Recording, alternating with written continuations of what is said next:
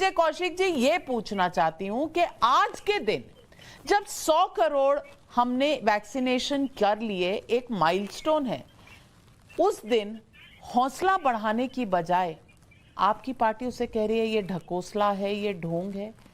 क्यों? भाई रणदीप सिंह सुरजेवाला ने जो कहा है ढकोसला दिवस, बिल्कुल सही कहा है, क्योंकि जो समाज का एक वर्ग विशेष है वो इस सच्चाई को जान चुका है कि देश में वैक्सीन के नाम पर देश की जनता को गुमराह किया गया है।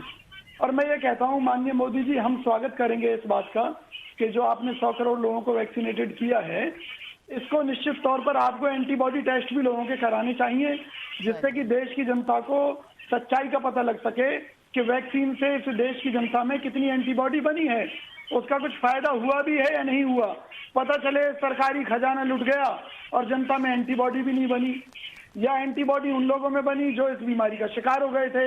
मैं देखिए तथ्यों के साथ अपनी बात रखता हूँ कि WHO ने शुरुआत में ही कहा था कि इसका वायरस म्यूटेंट कर जाता है, इसके लिए इसकी वैक्सीन नहीं बन सकती।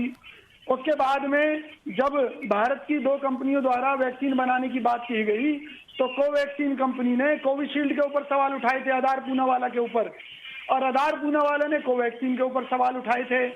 जब भारत में दूसरी वेव जिसे कहा गया, जबकि उससे पहले कोई वेव नहीं आई थी, जिस कथित दूसरी वेव में लाखों लोग हमारे देश में मरे, उस समय आधार पूनावाला इस देश को छोड़कर ब्रिटेन भाग गया था। उसने ये कहा कि उसे जान का खतरा है और मोदी सरकार ने उसे कई हजार करोड़ रुपए एडवांस में दे दिया था वैक्सीन बनाने के लिए। इस बात की भी कभी जांच नहीं हुई कि जब यहाँ लोग मर रहे थे तो आधार पूनावाला क्यों भाग गया।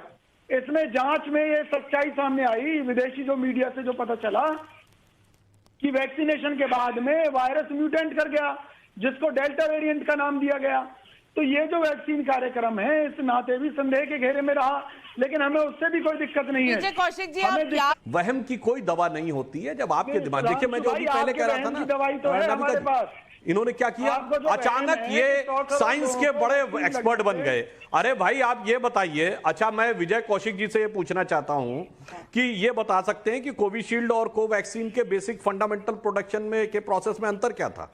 हाँ मैं बता एंटीबॉडी के बताइए क्या अंतर था? बताऊं, उसमें यह था कि कोवैक्सीन जो है कोरोना के मृत वायरस से बनाई गई थी, जबकि कोविशील्ड थी वो चिंपैंजी से सर्दी जुकाम के वायरस से लेकर बनाई गई थी। और मैं सिर्फ देश की जनता के लिए सिर्फ कांग्रेस पार्टी की तरफ से 2 मांग कर रहा हूं सरकार से, उसका भाजपा को भी स्वागत करना चाहिए। एक तो लोगों का एंटीबॉडी। जनाब अभी आप वैज्ञानिक बात कर रहे थे, चिंपैंजी से निकाला क्या था ये तो बताइए ना। मैं बताता रहा हूँ चिंपैंजी। अब आप अचानक लेमेंस लैंग्वेज में आ गए चिंपैंजी से, उसमें क्या था? टेक्निकल टर्म बताइए ना, अभी तो आप कह रहे थे वैज्ञानिक बात, बताइए क्या था? वैक्सीन बनाई थी। ओहो, बता तो रहा हूँ आपको कि कोविशील्ड जनाब आरएनए फैक्टर से बनी थी। आपको पता है कि आरएनए क्या होता है और आरएनए के कॉन्स्टिट्यूएंट्स क्या होते हैं? देखिए मेरी बात सुनिए, आपको मालूम है कि भी अब सर्दी जुकाम के सामान्य वायरस जैसी सामान्य शब्दावली पे आ गए और अभी कह रहे थे अचानक वैज्ञानिक बात। यही समस्या है।